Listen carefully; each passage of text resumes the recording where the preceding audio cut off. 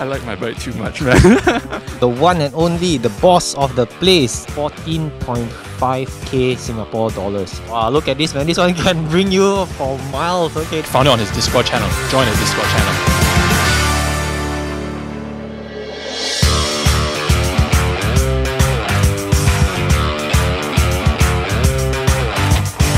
Alright, so these are all the KDX wheels on offer today that we can see here. The first one being the KDX AR35. This one is a gravel wheel set. Very wide width. You can see the outer width is almost a 31mm, but it's only 1.2 kilograms, going for 3,600 Singapore dollars. The next ones are road wheels. We've got the 36 and the 50. This is the KDX 36 disc, KDX 50 Ultra disc, both going in at the same price, 3,600 and 4,008. Both with KDX ceramic bearings. I believe these are in-house hubs. Looks very fancy with carbon spokes as well. And we have got two tri-wheel sets over here going at $6,000. Very expensive, but they look really nice.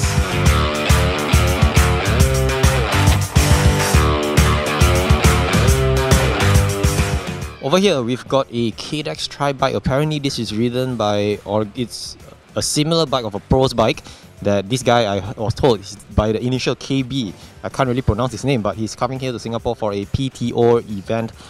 Anyway, this is a KDX tri-bike with the KDX wheel sets that we saw earlier. This one is going for $19,000. What do you guys think? I'm not a tri guy, I'm primarily a road and a mountain biker. This bike is kitted out with Shimano DRS Di2, but let's take a look at the frame. Tri-bike obviously does not have the traditional triangle over here that we normally see on road bikes, the top tube. I guess for aerodynamics purposes, but this bike really stands out being like this. And the down tube as well, they've got some compartments. I believe you guys call this the bento box, but it's hooked on the down tube. And yeah, $19,000, super sleek. Look at the fork, is extremely chunky. Look at my hands. Yeah, $19,000 for this KDX tri-bike.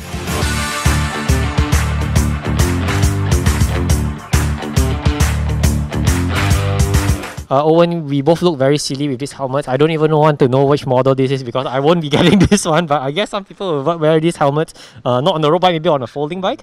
But we're here to talk about the road bike models that we have here from Kabuto. So we have the R2 and the R2T3R? TR?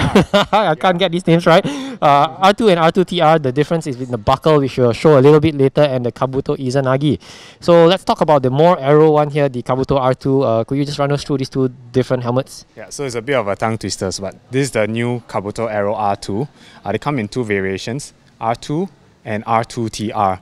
Difference is that the R2 comes with a regular buckle, and this one, the white color one that I have here, this is the TR. It comes with a magnetic buckle, right? So this one will help you clip in and out faster during transitions if you're doing triathlon or duathlon, those sort of stuff. Previously for the Aero R1, it was a full aero shield cover. So some of the guys say that when they were using that, it's really, really hot. New for this year is that Kabuto came out with, instead of a cover on the outside, there's an aero cover on the inside actually. And many customers actually say that they can actually feel a difference in the amount of airflow coming in. Yeah, and for guys who have glasses and you don't really want to wear contact lens or prescribe, the eye shield here is very handy as well. And is this one of the Kabuto selling point where they have this lens in front? Yeah, I would say it's probably one of the key selling points for Kabuto. But apart from that, it's Kabuto is a Japanese brand. So their cutting here is really good fit for the Asian heads, meaning Asians tend to have rounder heads compared to the Westerners who tend to have oval heads, oval-shaped. And this one here is probably the only other competitor I can think of is probably a K+. Right? A lot of customers who pick this out will compare it to a K+ and say that, oh, the Asian fit is probably, that's the only one that you can get if you have white head. Yeah, and for us Asians, yeah, some of us do have really white heads. And is this the highest end Kabuto helmet that they offer? This is the highest end aero helmet that they offer. This one comes with boa dial at the back for your head, the head diameter adjuster. But the lightest one that they offer, this is the highest end and the lightest one that they offer. It's called Izanagi, right? So this one here, if you want it to be as light as possible, with boa dial as well. The strings here are actually lighter than if you use other helmets, they use a plastic strap. This here is very light and it also conforms to your head very well, because some of them, if they use some of the other brands, they use a rigid plastic. You can feel that it's kind of getting in the way of your head. Whereas this one, because it's just quite a thin line, is very comfortable. In terms of pricing, how much would all this cost off the shelf? So for the Kabuto Aero R2, right, this one costs you about $250. The TR will be $280, right? And for the Izanagi, it's $390. But we are having some promotions of selected colors. So this color here that we're showing you, you probably won't see it on market right now, but it'll be coming soon. Last question before we move on to saddles. In terms of choosing a helmet, right?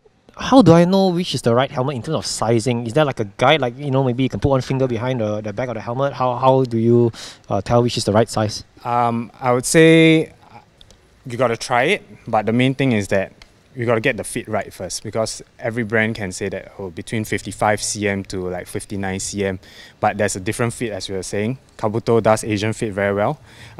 You should feel equal pressure on the front and on the sides. If you go for a wrong fit, meaning you have quite a round head, and you go for an oval fit, you'll feel that you have a lot of space at the side, and the helmet will be rocking quite a lot. Similarly, if you have an overhead and you go for a round one, then it will be moving back and forth a lot. Yeah. Okay, cool. Let's go check out some of the San Marco saddles.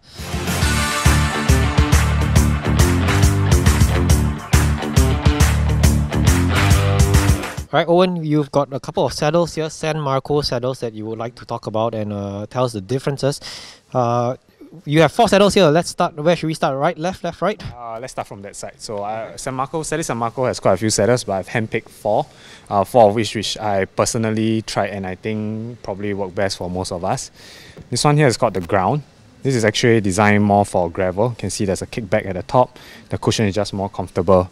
It can also be used for road bike, probably endurance road bike. Depending on how much drop you have, you may or may not like this saddle. But this is definitely one to try. And it starts from, this one here is a carbon rail version, but it starts from as low as $95 for a steel rail. So really affordable if you just want to get a saddle to try out. Yep. The next one here is a S-Spike Short. Right. This one is a super comfort version. So when Celis San Marco puts super comfort, it means that it's extra padding to give you that extra cush. This one's a short nose saddle as well, same as the Ground, but this is geared towards more for road cycling. So slightly flatter profile rather than the kickback at the rear. I've got a question though. So when picking saddles, obviously the width matters quite a lot. When I bought my saddle, I bought it in a wrong width, so it was always chafing my thighs, inner thighs. So what width do these come in, and how does a rider select which saddle fits their bum? Okay, so for Celis San Marco, they come in, depending on which model, they do come in different sizes. Mostly 140mm for narrow, 155 for wide, I believe. But how they do it is that they don't really go by sit bone width measurement. They have a tool, I can't remember the name of the tool, but in stores we do have the tool. You can measure it, and then they'll derive with an ID match kind of code. So over here, then we can zoom in and take a look. Over here there's an ID match S3. And for this model here, it's a ID match L3. So this correlates to about your flexibility and the size of your legs. So the tool actually measures the size, the width of your thighs, and how much you bend, your flexibility, to determine a saddle that they will recommend. But then at the end of the day, we all know as cyclists, the recommendation is just a ballpark. You still need to try it for yourself. Okay. Yeah. And the price ranges starting from $95 and up, right? Yeah, 95 and up, correct. Okay. So these last two are actually, if I don't know if the camera can pick up, but we've got 2 very similar saddle shapes, but one is the 3D printed one. So I am not familiar with this model. Maybe you could just tell us what these are. Okay, so this one here is called the Shortfit 2.0. So as the name suggests, there used to be a version 1. For version 2, they revised the cushion over here, how it feels. Of course, you can't tell it off camera, but if you're in stores, you can have a press. Basically, the version 1 feels a bit harder, right? Okay. And because this is one of the most popular saddle, they came out with a 3D print version for it. It's available with a titanium rail or carbon rail. So for the 3D print itself, it's more expensive. So something like a carbon rail like that will set you back about $600. Wow, $600. But I think so far people that I've interviewed on my channel, a majority of them are on 3D printed saddle and they really like it. But actually, I'm a bit skeptical of the 3D printed, mainly because of price, right? But looks like everyone is trying to copy this and going 3D. The material that it's made from, does it last? Though some people say that it might over time it compresses and you know it might not last that long. You're gonna be paying $600 for this.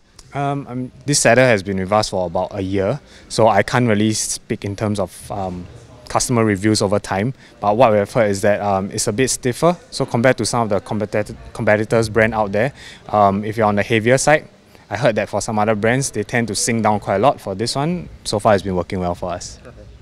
Thanks, Owen, for showing us the saddles, and obviously these are all available at your store. Yes, yes.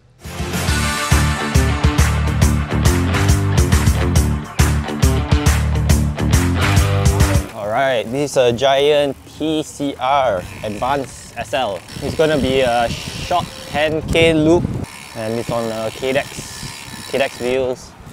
Very loud hubs. Right off the bat, the bike is very comfortable. I'm not sure, maybe because the tire pressure is much lower than what I normally run, 120. So we'll be following the group in front. The bike feels great, feels like it can climb really well. We've got a small hill here, let's go. I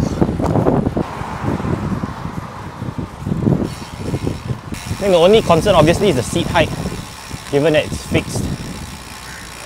Fortunately it's my height, so people talk about stiffness and stuff, maybe I'll feel it on the Propel later on, but obviously being a very lightweight climbing bike, you feel the acceleration right off the bat compared to a heavier bike. It's much more agile and very quick to respond. Actually, I'm very impressed how comfortable it is. I know every time I speak to people, they always say it's comfortable, but yeah, this bike, yeah, it doesn't feel as aggressive. I'm not sure if aggressive is the right word, but it doesn't feel so harsh.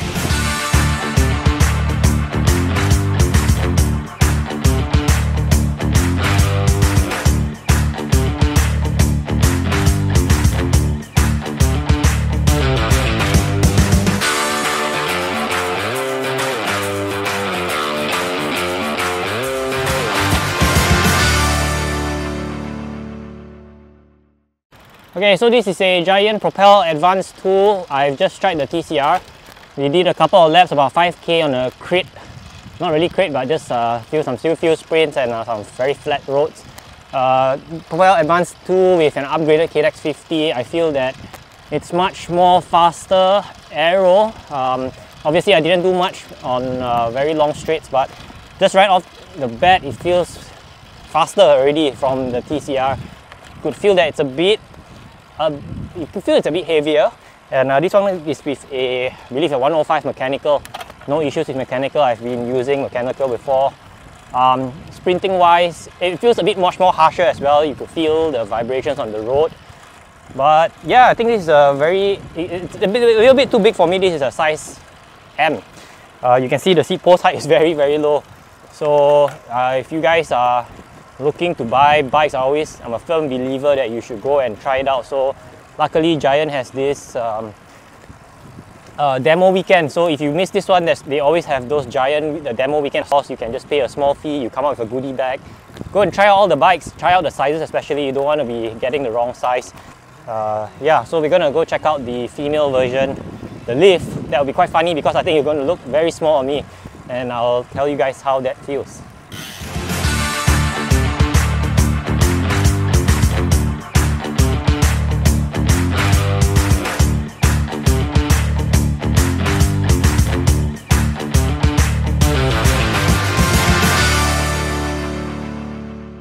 Okay, we've got the Giant Lift Langma.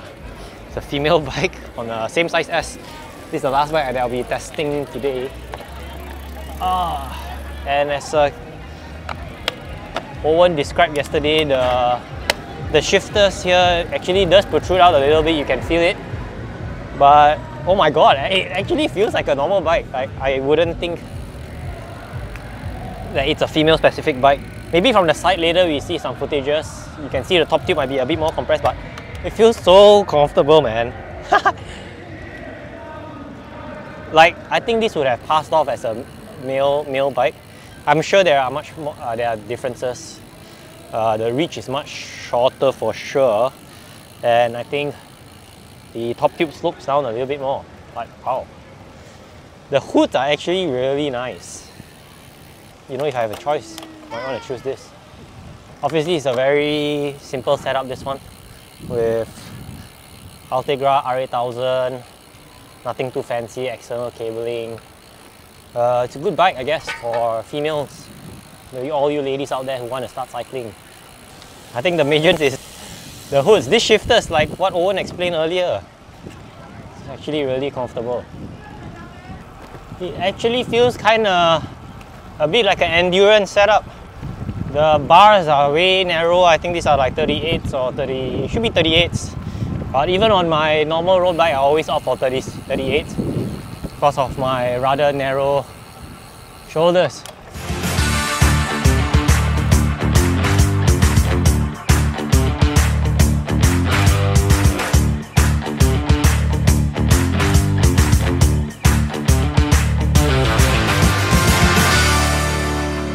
As I'm about to wrap today's shoot, I actually bumped into a very familiar face. This guy is I think maybe the OG that I saw on YouTube during COVID. Not one and only Tihua from Wiser Biker. Welcome, welcome. Tihua, nice to see you.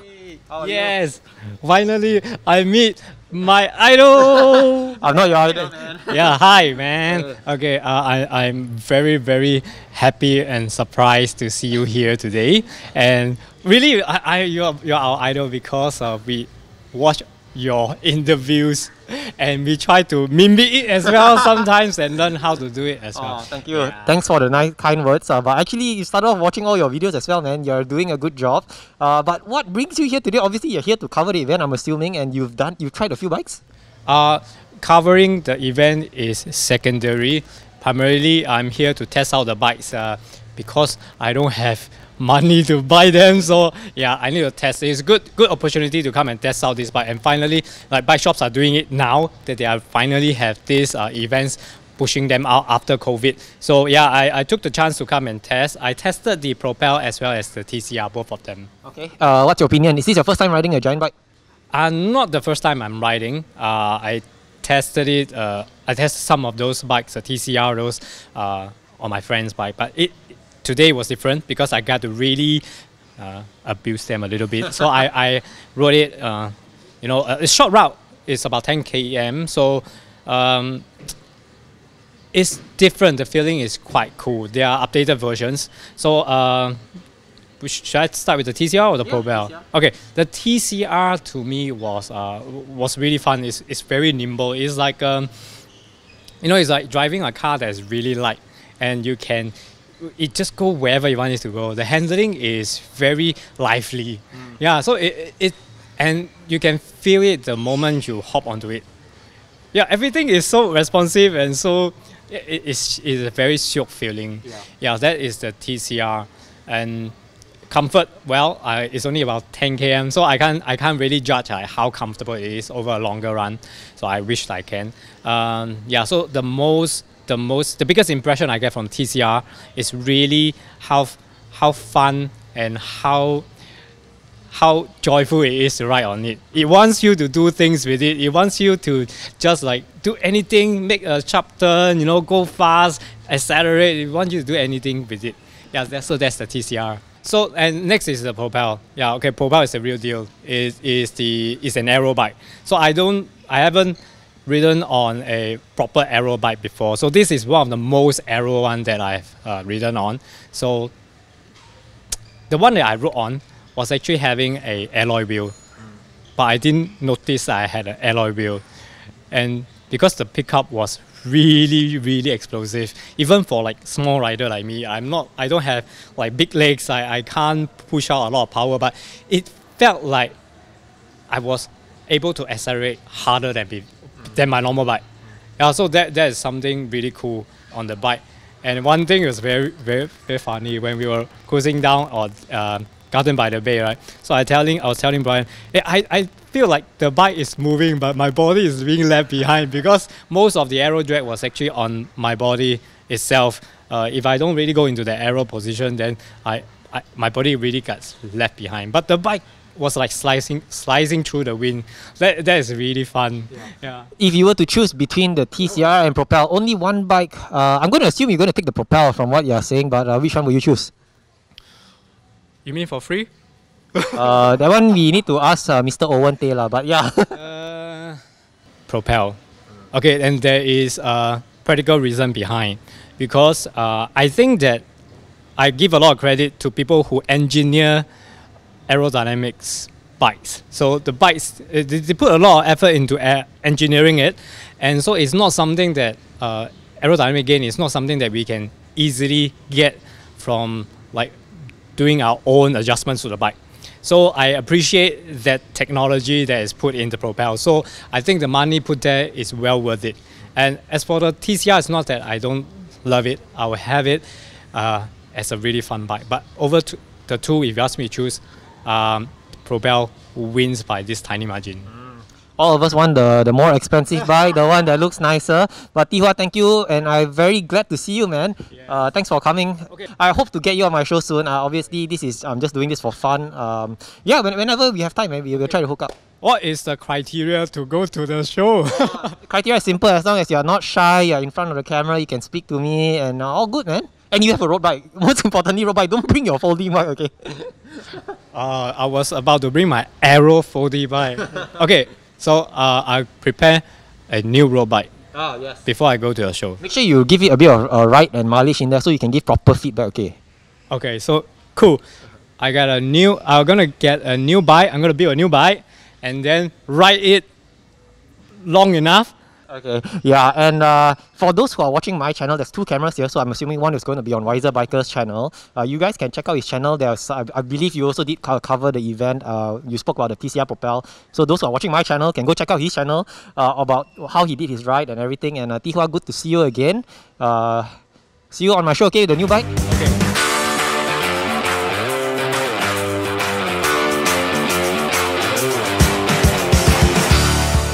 It's been a wrap here for the past 2 days over at the bike demo organized by Junction.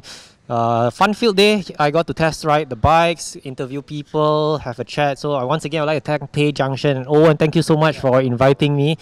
Last chance to say anything you would like to say. This is your free airtime, man. All right, so I hope for those who have participated, including yourself, Oompa, hope you guys had a great time. And then for those who have missed out on this opportunity and really want to try out the bikes that we have, even the new Propel, do stay tuned to our website. We'll be putting out the date soon. You can sign up for our store demo rides. See you then. Thank you, and we're heading to TMCR now. Okay, Owen, full speed ahead.